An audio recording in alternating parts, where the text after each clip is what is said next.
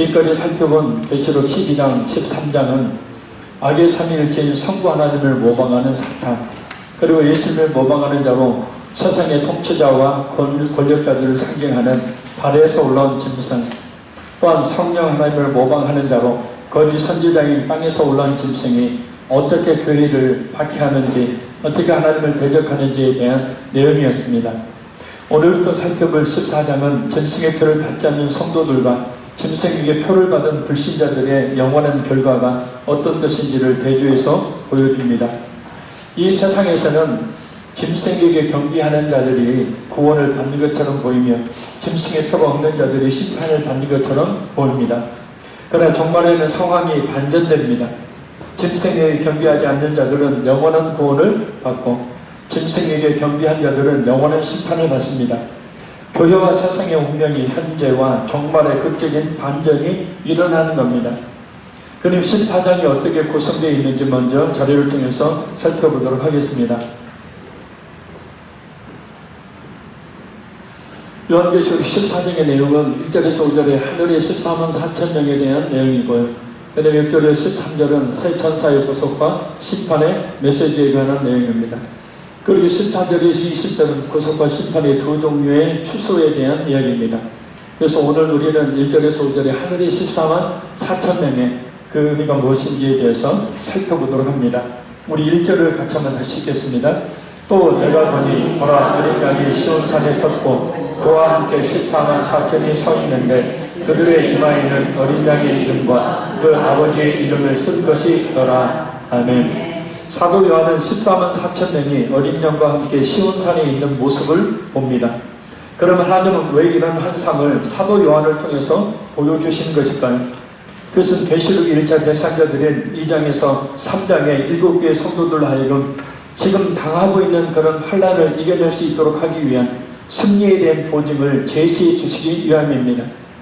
환난 가운데 있었던 성도들의 심각한 고민은 이것이었습니다. 자신들이 어떻게 될 것인가 입니다.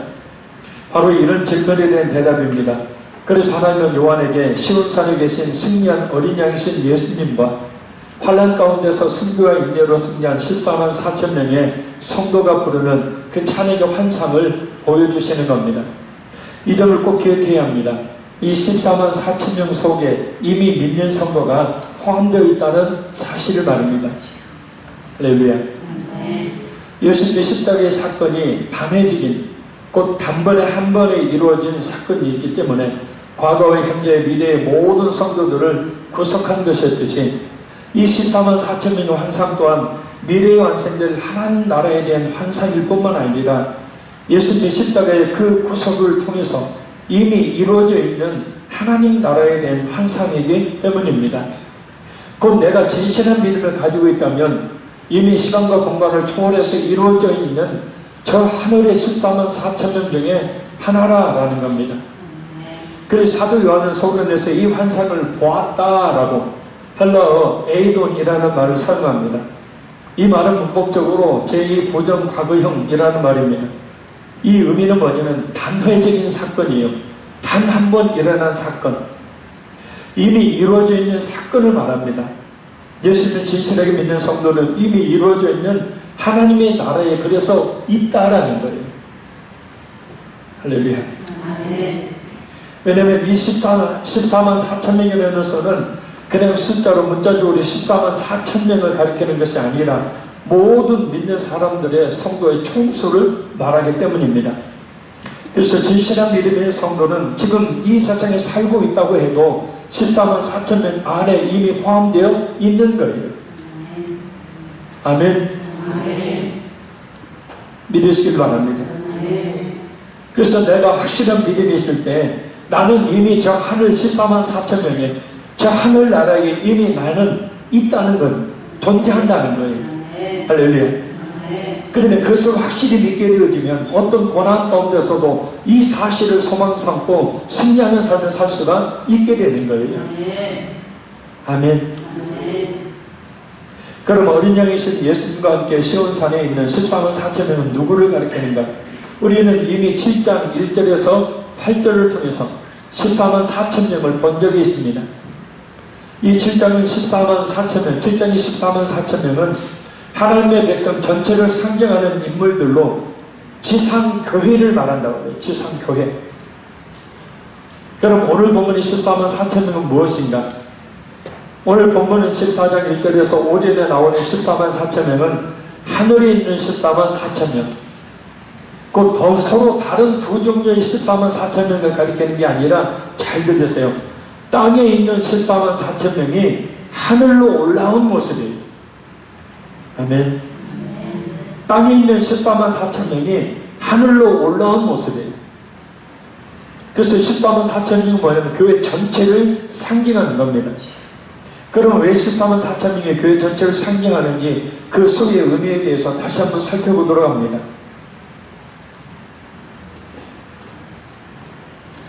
이 14만 4천은 144 곱하기 1000이죠. 그리고 이 144는 12 곱하기 12 곱하기 1000입니다. 앞에 나오는 12는 이스라엘의 12지파, 곧 구약의 모든 공동체를 이야기하는 것. 구약의 모든 공동체를 상징하는 것이 12지파죠. 그리고 뒤에 나오는 12사도는 신약의 모든 교회를 대표하는 자들이죠.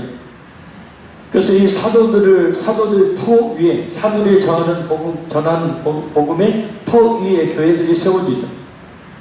그리고 많다는 의미의 천이라는 수가 합쳐진 수입니다. 그래서 12는 구약교회, 또 12는 신약교회, 그래서 교회 전체를 의미하는 겁니다. 자, 그래서 전체를 다시 한번 보면 이 14만 4천 명은 144 곱하기 1000, 그리고 144는 12 곱하기 12, 12는 이스라엘의 12지파, 구약교회를 상징하고, 뒤에 12는 12사도, 신약교회를 상징합니다. 여기에 많다는 수인 1000을 합치니까 14만 4천. 그래서 구약과 신약의 예수 그리스도를 진실하게 믿는 모든 교회의 모든 성도들의 총수가 14만 4천 명이다. 14만 4천 명, 문자적으로 14만 4천 명만 구원받는 게 아니라 구약의 하나님의 택한 백성들, 신약의 하나님의 택한 백성들, 그 속을 헤아려 쓰는 많은 하나님의 교회 전체 성도들을 말한다는 거예요. 그래서 이단들이 꼭 이 14만 4천 명을 가지고 장난을 치죠. 14만 4천 명만 구원받는다. 여호와 증인이 그랬죠. 근데 여호와 증인도 14만 4천 명이 넘었었어요. 그러니 14만 4천 명이 넘어서면 이 세상에 예수님이 재림하셔서 심판이 이루어져야 되는데 아무 일이 일어나지 않습니다. 그래서 지금 길거리에 그 가판대 있잖아요. 이렇게 녹색으로 있는 가판대에 사람들이 서너 명이 가만히 두세 명이 가만히 서 있습니다. 그게 바로 뭐냐면 여호와 증인들이에요. 전주에도 많죠. 그래서 그 사람들은 어떻게 교리를 또 바꾸냐면 영적으로 이미 하나님의 나라가 임재했다는 거예요. 예수의 영이 이미 임재했다는 거예요. 말도 안 되잖아요. 그럼 심판이 있어야 되는데 심판이 없잖아요. 지금. 하나님의 교회, 안상호가 장길자의 하나님의 교회 역시도 14만 4천 명이 오면 예수님의 재림이 있다고 이야기합니다. 그런데 그들 역시도 영생불상, 14만 4천 명이 채워지면 영생불상, 죽지 않고 영원히 산다는 거예요. 그런데 안타깝게도 교주인 안성홍이 죽고 말았습니다. 언제 부활할지. 주님 오실 때까지는 도저히 부활을 못하죠. 그러니까 그 안상홍과 바람이 나서 결혼을 했던 장길자라는 여자가 지금 하나님 어머니 역할을 하고 있습니다. 평화동 1단지, 2단지 앞에도 보면 하나님의 교회가 있죠. 하나님의 교회의 수가 아주 많아지고 있습니다. 신천지 역시도 14만 4천 명이 차면 신천 신제가 이루어진다 그랬어요. 근데 작년 12월 말 통계로 18만이 넘었었습니다. 20만이 넘었었어요. 그러면 예수님이 이 땅에 재림하셔야 되는데 재림 예수님이 안 하시고 심판도 지금 이루어지지 않고 있어요. 그래서 그 예수의 영이 누구한테 임했다고요? 이만희한테 임했다고요. 그래서 이만희가 하나님인 거예요. 성령인 거예요. 보혜사인 거예요.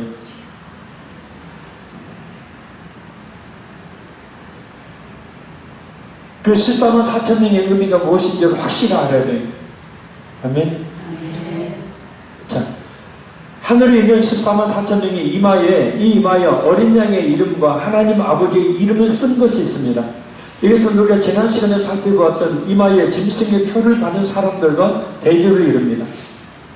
자, 요한계시록에서는 두 종류의 사람이 있습니다. 이마에 어린 양의 이름을 쓴 사람과 짐승의 이름을 쓴 사람입니다. 이마에 어린 양의 인을 받은 사람과 짐승의 인을 받은 사람, 그 손에 어린 양의 표를 받은 사람과 그 손에 짐승의 표를 받은 사람. 자, 인, 도장이죠. 도장. 인과 표는 소유권과 보호를 의미합니다. 그래서 도장을 찍으면 뭐예요? 이건 내 거다라는 거죠. 그래서 계약서에 도장 찍으면 이거 내 거가 되는 거죠. 곧 하나님의 소유라는 거예요. 그래서 우리 이마에 하늘에 있는 성도들의 모습을 보니까 이마박에다가 뭔가가 도장이 찍혔다, 그런 눈에 보이는 것이 아니라 하나님의 소유다라는 거예요. 할렐루야. 그리고 표는 당시에 로마 황제 지배 당시에 이 하얀 벨에서 우려된 돌이, 흰 돌이 있었습니다. 이 흰 돌이 있어야만이 뭡니까? 제대로 된 생활을 할 수가 있었어요. 오늘날의 신분증 같은 겁니다. 그러나 기독교인들은 그 흰 돌로 된 그 신분증을 받을 수가 없었어요. 그러니 매매 활동을 못하는 거죠. 그 표가 없기 때문에 재산 빼앗기는 거죠. 그 표가 있어야 보호를 받는데 그 표가 없으니까 보호를 못 받는 거예요. 그래서 인과 표는 소유권과 보호를 의미하고, 또 한 가지 인을 이마에 치는 이유는 이마, 이성, 생각, 꼭 복음을 뭡니까? 받아들이는 것을 이야기해요. 복음을 이해해서 그 복음을 받아들이는 사람. 자, 그래서 하나님의 인이 지킨 사람은 하나님의 소유고 하나님의 보호를 받습니다. 반면 짐승의 표를 받는 사람은 짐승의 소유고 짐승의 관리를 받아요. 마귀의 지배 아래 마귀의 관리를 받는다고요. 무당들 신기 있으면, 그런 사람들 기도도 많이 해줬는데, 신기가 있으면, 신기가 뭐예요? 귀신이 그 속에 있는 거예요. 귀신이 그 마음을, 그 영혼을 지배하는 거예요. 그 육체를 지배해버립니다. 그 인격을 지배해버립니다. 기도 안 해? 육체적으로 심각한 고통을 줍니다. 그럼 이렇게 박박 기면서 신당에 가서 기도해야 돼요. 신내림 안 받는다? 귀신 안 받는다? 무지막지한 고통을 줍니다. 자식들 교통사고 나게 만들어요. 병원에 누워있게 만들어버립니다. 병원에서 알 수 없는 질병에 걸리게 만들어버립니다. 끔찍한 고통을 줘요. 그렇게 해가지고 신내림 받게 하고 무당 되게 만드는 거예요. 무당들이 얼마나 기도를 많이 한다고요. 그 귀신을 섬기는 자들이 얼마나 기도를 많이 하는지, 우리 기독교인들은 얼마나 기도를 안 하는지. 그래서 악한 마귀라는 놈이 그 두 짐승이 바로 뭐냐면 이 믿지 않는 자들을 지배하고 그들을 관리하는 거예요. 그래서 에베소서 2장 말씀에 허물과 죄로 죽었던 너희를 살리셨도다. 너희도 그때에 하늘의 공중 권세 잡은 자를 따랐으니 곧 지금 불순종의 아들들 가운데 역사하는 영이라. 불순종의 아들들, 예수 믿지 않는 사람들은 모두 사탄의 지배 아래 있어요. 사탄의 지배를 받고 사탄의 관리를 받고 있는 거예요. 그래서 철저하게 교회 못 나가도록 엄마가 그렇게 교회 좀 나가라고 해요. 엄마가 그렇게 열심히 되어 건강하다고 해도 사탄의 지배를 받고 있으니 그 소리가 들리지 않은 겁니다. 사탄이라는 놈이 그 시선을 부여잡고 자꾸 세상의 물질에, 세상의 성공에, 세상의 것에 초점을 맞추고 그것을 향해서 온 마음과 정성과 뜻을 다해 달려가게 만드니 하나님을 바라볼 틈이 없는 거예요. 그래서 우리가 기도해야 되는 겁니다. 믿지 않는 가족들이 있다면, 믿지 않는 자녀들이 있다면 진짜 간절히 하나님께 기도해야 합니다. 악한 마귀의 사슬을 끊어주시라고. 돈이 문제가 아니잖아요. 성공이 문제가 아니잖아요. 지금 그렇게 살다가 예수님 안 믿으면 그 모든 것이 뭐가 되는 겁니까?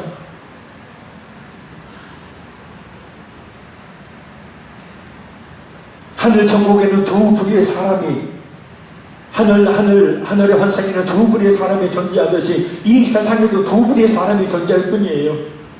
예수 믿는 사람과 믿지 않는 사람. 성령의 보호와 성령의 소유로 성령의 보호를 받는 사람과 악한 마귀의 관리 아래에 있는 사람.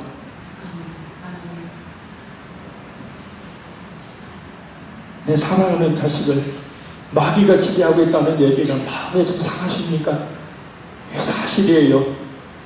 마음을 상하게 여기지 말고 그러니 기도해야 한다는 것. 그러니 간절히 기도하여서 그 영혼들이 죽게 돌아올 수 있도록 해달라고. 그 사명을 우리에게 부여해 주고 계시는 거예요. 하늘에 14만 4천 명의 어린 양과 하나님 아버지의 이름을 쓴 것을 가지고 있다는 것은 그들이 하나님의 소유고 하나님의 보호를 받는 자들의 뜻입니다. 맞습니다. 교회의 가장 중요한 특징은 하나님의 소유라는 거예요. 그리고 하나님의 보호와 인도를 받는 고귀한 존재라는 겁니다. 우리 화평의 교회가 진리의 말씀을 바로 증거하는 교회면, 화평의 교회가 성령 하나님의 역사하시는 교회면, 이 화평의 교회는 우리 성령 하나님이 이끌어 나가시며 어떤 악한 마귀의 그런 박해도 핍박도 회파도 통용이 되지 않습니다. 그래서 우리 모두는 진리의 말씀이 선포되는 화평의 교회, 우리 모두가 뜨겁게 기도하는 화평의 교회, 성령의 역사심이 강하게 일어나는 교회가 되도록 늘 기도해야 합니다.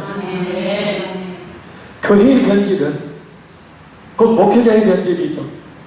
목회자의 변질은 교회의 변질이고, 교회의 변질은 그 성도들의 변질입니다.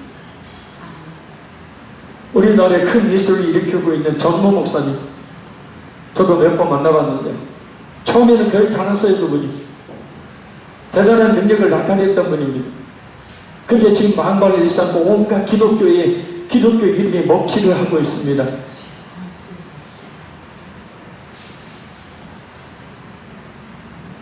놀랍게도 그 교회는 수백 명이 모입니다.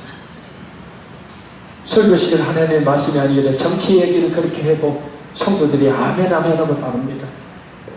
여러분, 미혹이라는 것은 순식간입니다. 제가 성사에 여러분의 영혼을 미혹시킬 수 있는 방법은 간단합니다.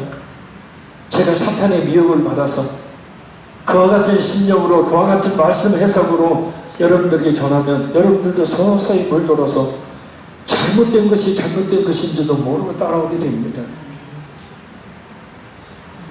그러니 정신 바짝 차려야 해요. 그래서 목사님을 위해서 기도하는 것이 꼭 여러분 자신을 위해서 기도하는 거예요. 자신을 위한 일이에요. 교회를 위해서 기도하는 것이 곧 우리 자신을 위한 일입니다.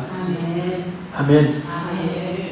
성도 수가 많은 거에 부러워하지 마십시오. 부러워하지 마세요. 좋은 시설 있고 목사님이 많이 배우고 박사님이 몇 개고 그런 거 부러워하지 마십시오. 작은 교회라도 진리의 말씀이 바로 증거되어지고 목사님의 그냥 하나님 말씀만 바로 전하는 교회라면 성령께서 역사하시고 우리의 믿음이 바른 건전한 믿음이 될 수 있습니다.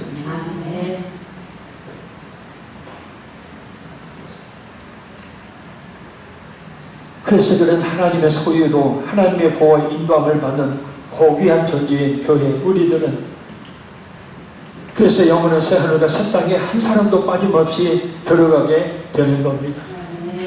자, 그래서 중요한 것은 뭐예요?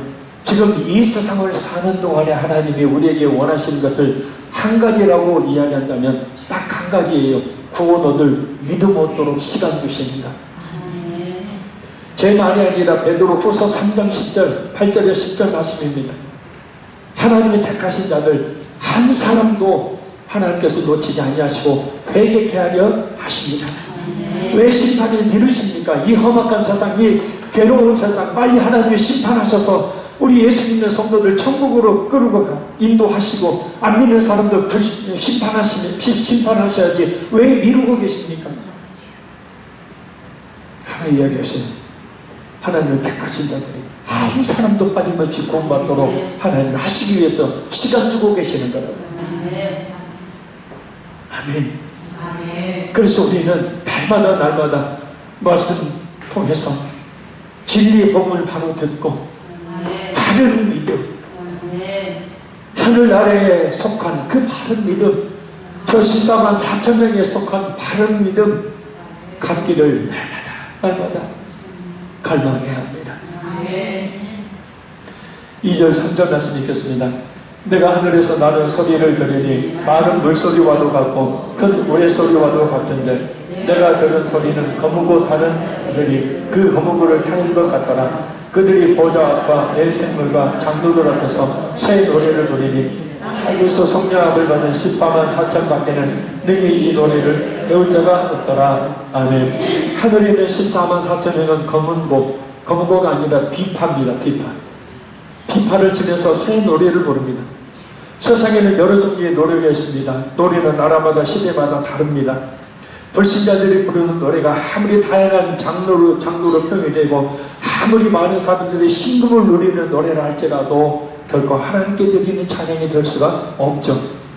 새 노래에 대해서 신천지에서는 계시록의 예언이 성취된 계시 설교 말씀이라고 이야기합니다. 그 신천지 말씀이라고 이야기해요. 그러나 그게 아니에요. 새 노래는 구원의 노래를 말해요. 할렐루야. 그래서 새 노래는 땅의 구속함을 받은 14만 4천 명 외에는 부를 수 없는 노래를 이야기합니다.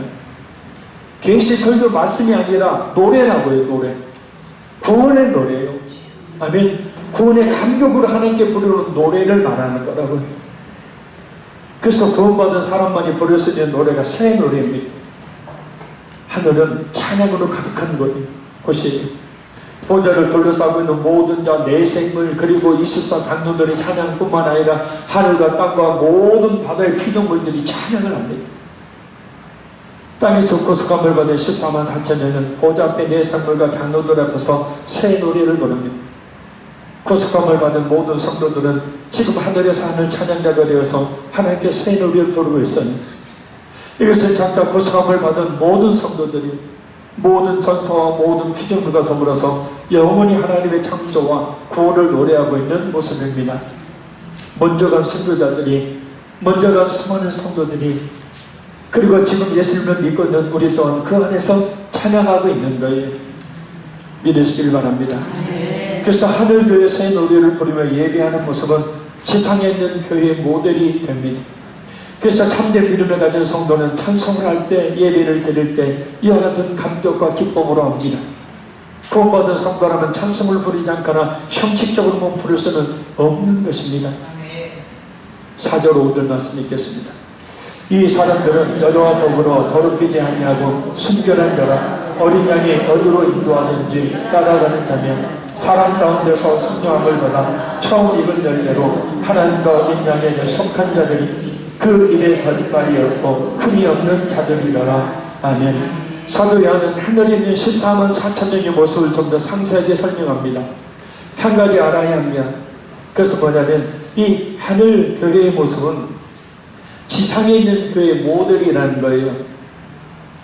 동시에 하늘 교회처럼 살지 못하는 것에 대한 경고예요. 그러니까 하늘 교회의 모습을 보여주는 이유는 지상 교회가 그렇게 해야 된다는 거예요.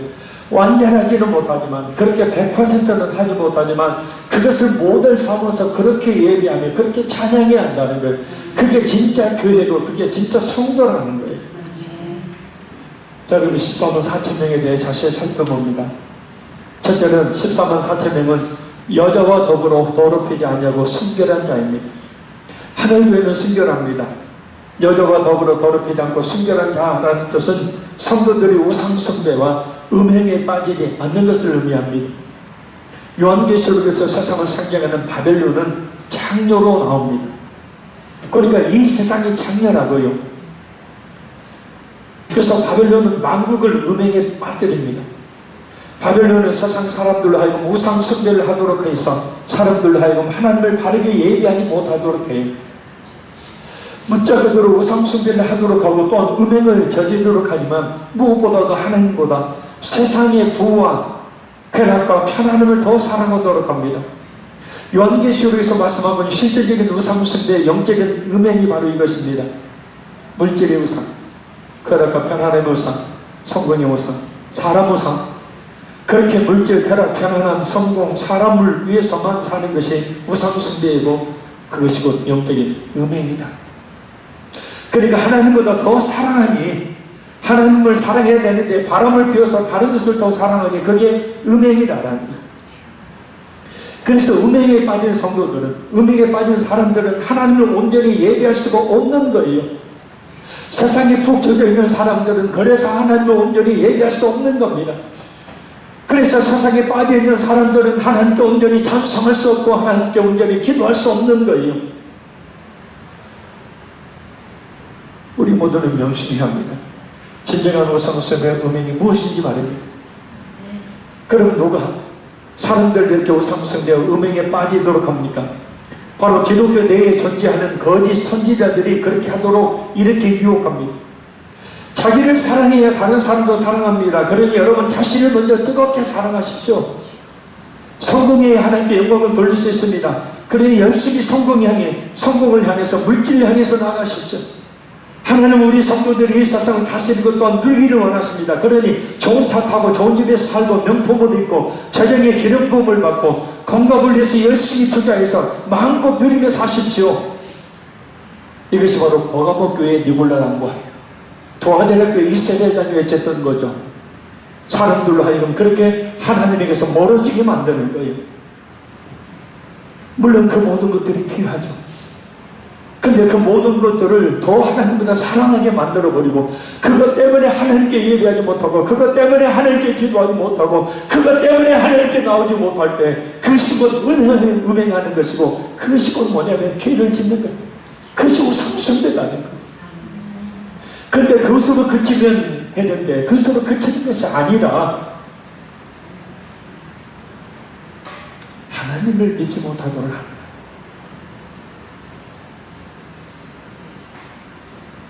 이미 구원받았으니 자유롭게 적당히 세상을 즐기며 사십시오. 이게 바로 버가모 교회 도하대학교에서의 쳤던 겁니다. 그러나 하늘교회의 모습은 이러한 우상숭배와 음행에서 완전히 벗어난 교회를 말합니다. 오늘 세상에 있는 7교회 성도들이 본받아야 할 모범, 우상숭배와 음행에 빠진 것에 대한 경고이기도 합니다. 여러분 잘 들어보십시오. 하나님보다 더 사랑하는 것, 그것은 하나님보다 우선순위 두는 것, 그것이 우상이고 그렇게 사는 것이 바로 음행입니다. 그것을 위해서는 하나님도 아랑곳하지 않고 신앙도 저버리는 것이 음행입니다. 간절한 외침을 부디 여러분 외면하지 마십시오. 둘째, 14만 4천 명은 어린 양이신 예수님이 어디로 인도하든지 따라가는 자들입니다. 하늘교회는 예수님을 온전히 따르는 자들이에요. 예수님을 따르는 것은 복음서에 나타난 제자들의 핵심입니다. 예수님이 베드로 안드레를 제자로 부르시자 베드로 안드레는 예수님을 따랐습니다. 예수님 말씀하시죠. 내가 너를 사람을 낳는 어부가 되게 하리라. 그리고 베드로, 안드로, 야고보, 요한만이 아니라 모든 성도들이 예수님을 따르는 제자들이 되죠. 그래서 공감복음에는 예수님의 12명을 그 사도들을 제자로 했지만 요한만이 사도행전에 넘어가면 모든 믿는 성도를 향해서 제자라고 표현을 합니다. 그래서 우리는 제자. 그래서 우리는 어린 양이신 예수님이 어디로 가든지 우리는 그 예수님을 따라야 한다. 교회가 예수님의 고난과 죽음에 동참하는 것을 포함합니다. 예수님은 자기를 따르는 제자들에게 마가복음 8장 34절에 이렇게 말씀합니다. 누구든지 나를 따라오려거든 자기를 부인하고 자기 십자가를 지고 나를 따를 것입니다. 십자가는 사형틀이죠. 예수님은 십자가를 지고 골고다 언덕까지 가셔서 그 십자가 위에서 이 자리에 있는 저와 여러분의 과거, 현재, 미래 모든 때를 그 몸에 지시고 죽으셨어요. 따라서 자기 십자가를 지고 예수님을 따르는 것은 죽을 각오를 하고 예수님을 믿는 것을 말합니다. 죽을 각오를 하고 주님을 위해서 사는 것을 말합니다.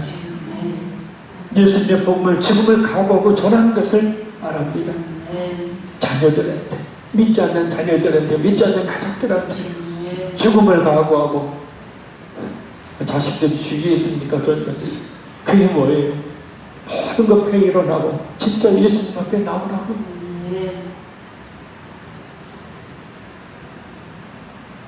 그러나 성도들에게는 십자가는 무거운 짐이 아니라 하늘나라를 향해 나아가게 하는 날개와 같은 거예요.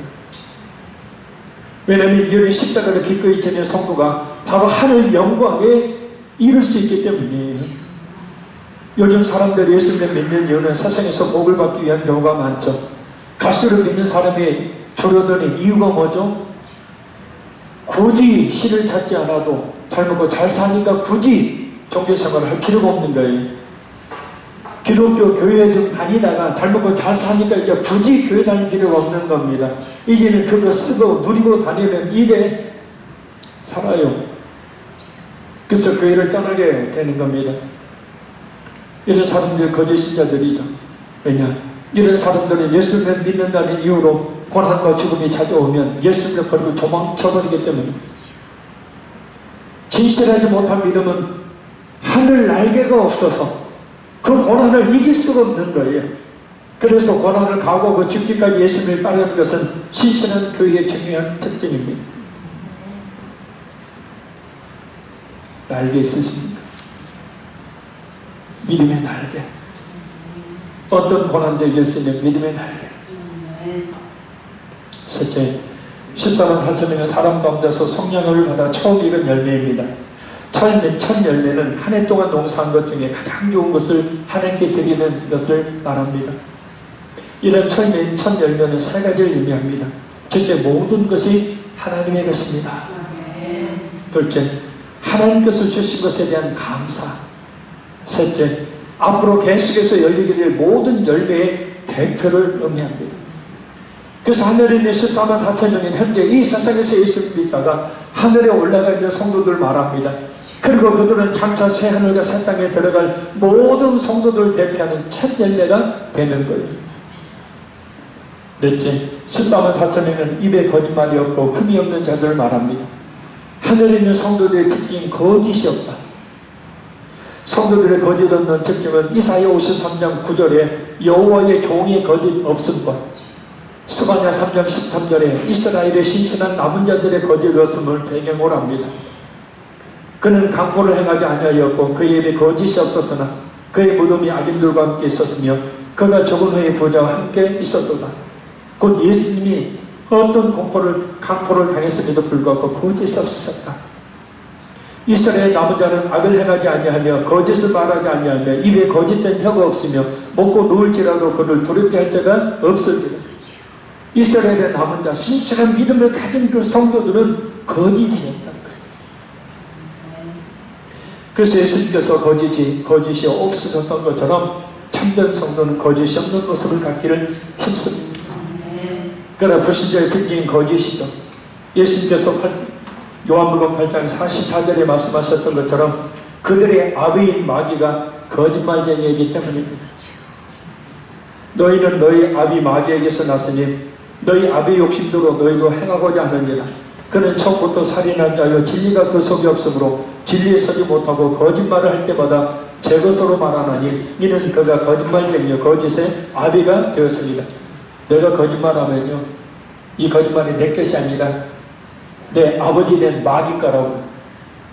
그래서 나는 아버지 마귀를 따라 아버지가 시키는 다라는 거예요. 거짓말하는.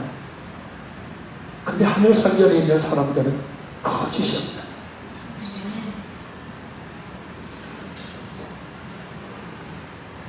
그래서 에베소 교회에 들어온 그 자칭 사도라 하는 니골라당은 거짓말하는 자들, 빌라델비아 교회를 받게 한 유대인들도 거짓말하는 자들, 이단들이 거짓말하는 자들,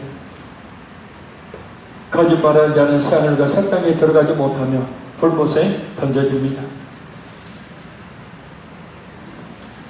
오늘 본문을 보면 하늘에 있는 성도의 또 한 가지 특징이 있습니다. 바로 흠이 없는 겁니다.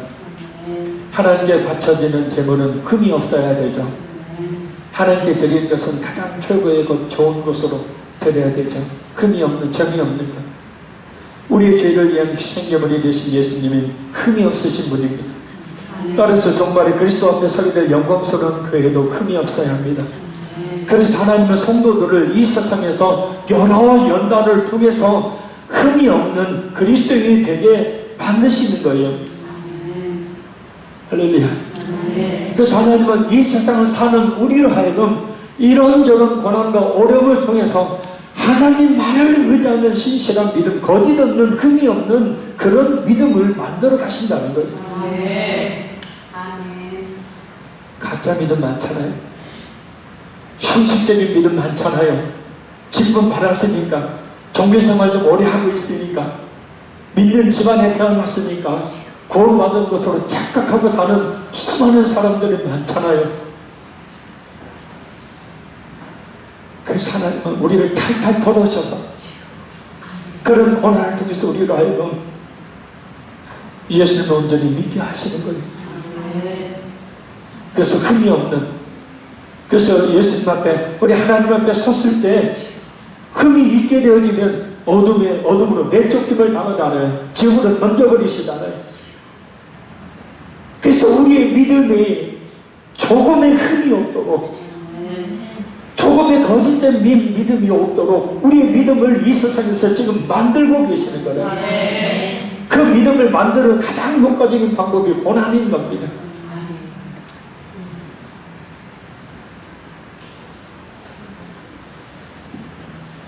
이쪽은 14만 4천명의 하늘교회는 지상에 있는 7교회 모두는 동시에 경고가 됩니다. 지상에 있는 7교회는 그의 내부적으로 거짓 선생들의 잘못된 가르침에 미혹받고 있고, 또한 유대인과 로마인들로부터 위협에 직면해 있습니다. 이런 세상의 유혹과 핍박 앞에서 교회는 그리스도의 군대로서 영적 싸움을 싸워야 될 입장이 있습니다. 그래서 우리는 거짓이 없는 믿음을 갖기를 힘써야 되고, 신앙의 정절을 지켜야 합니다. 그러나 하나님의 말씀이 없으면 이 모든 것은 불가능합니다. 그러니 무엇보다 하나님의 말씀을 잘 들으시고 알아서 잘 분별해 행동해야 됩니다. 결론적으로 말씀드립니다. 14만 4천명에 대한 환상은 지금 당하고 있는 환난을 이겨내도록 하기 위한 승리에 대한 보증입니다. 봐라, 저 하늘이 14만 4천명의 저 모습을 봐라.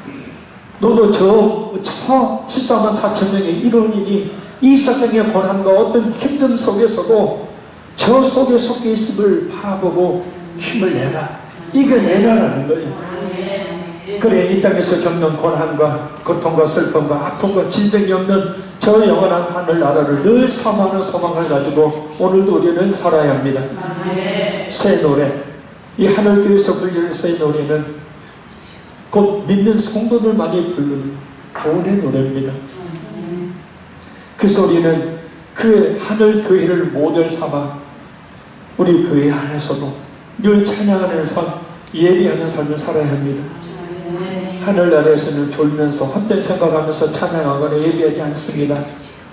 입만 딸싹딸싹 찬양하지 못합니다.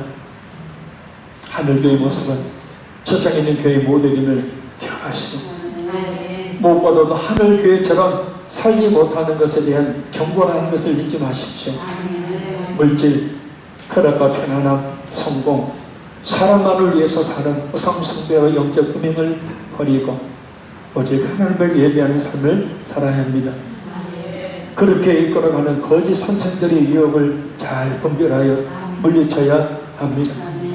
거짓 선지자들의 특징은 항상 평안을 외칩니다. 축복을 외칩니다. 항상 성공을 외칩니다. 그래서 바른 믿음을 갖지 못하도록 합니다. 근처에는 가게 하는데 진짜 하나님을 만나지 못하게 하는 거예요. 우리는 예수님의 제자이니 마땅히 제자들의 삶을 살아야 될 줄로 믿습니다. 기도하겠습니다. 살기신 아버지 하나님, 저 하늘 14만 4천 명의 그 성도들의 모습을 보며 이 땅에서 겪는 고통과 슬픔과 아픔과 질병이 없는 저 영원한 하늘나라를 소망으로 삼고 오늘도 그 모든 환난과 고통을 이겨내는 우리 모든 성도들에게 도우시기를 간절히 소원합니다. 그리고 그 날에 이르러서 그 하늘 교회에서 영원토록 새 노래로 하나님께 찬양을 드리는 예비하는 우리 모두가 되기를 간절히 소원합니다. 그 하늘 교회에 이르지 못하도록 방해하는 거짓 선지자들의 그 잘못된 외침들을 잘 분별하게 도와주옵시고 바르게 분별하여서 제대된 삶을 사는 은혜가 있게 도와주시기를 간절히 원합니다. 저 하늘교회를 모델 삼아 우리 화평의 교회가 우리 교회 지체인 내가 어떻게 하나님께 예비하며 어떻게 기도하며 어떻게 충성하고 헌신해야 되는지를 깊이 깨달아 알게 하여 주옵시고 무엇보다도 하나님의 말씀을 바르게 분별하여서 그 말씀의 순종함으로 이 땅에 살되 저 하늘교회의 이름으로 살아가는 우리 모든 성도들에게 도와주시기를 간절히 원합니다. 주님, 이 시간 주님 앞에 간절히 간구하여 기도하는 것은 아직도 예수님 앞으로 나오지 못하고 있는 우리 사랑하는 자녀들, 우리 사랑하는 가족들이 있습니다. 아버지 하나님, 그들을 긍휼히 여겨주셔서 그들의 악한 영의 지배가 아닌 성령의 지배 가운데 있게 도와주시기를 간절히 원합니다. 그들의 마음을 움직이시고 그들의 생각을 주관해 주셔서 그들이 주께 돌아오는 역사가 있게 하시고 그들의 교회에 달려나와 주의 말씀을 듣는 역사가 있게 도와주셔서 그들의 마음에 성령을 받고 그들의 마음에 성령님 인쳐주셔서 하나님이 그들을 성이 삼아주시고 하나님께서 그들을 하나님께서 보호해주시는 교회를 있게 도와주시기를 간절히 원합니다. 우리에게 주신 시간들 우리 자신의 믿음을 더욱더 견고하게 하는 일에 우리 자신의 믿음이 흠이 없고 정이 없는 그런 진실한 믿음을 갖는 일에 있게 하시고 또 믿지 않는 가족들과 이웃들에게 복을 증거하는 그런 기회로 삼을 수 있는 은혜가 있게 도와주옵소서. 성령님, 우리를 도와주시기를 원합니다. 성령님, 우리를 가격을 잡아주시기를 원합니다. 그렇게 살 수 있는 지혜와 그렇게 살 수 있는 힘을 주시기를 원합니다. 주여 함께하여 주옵소서. 믿사오며 예수님 이름으로 기도합나이다. 아멘.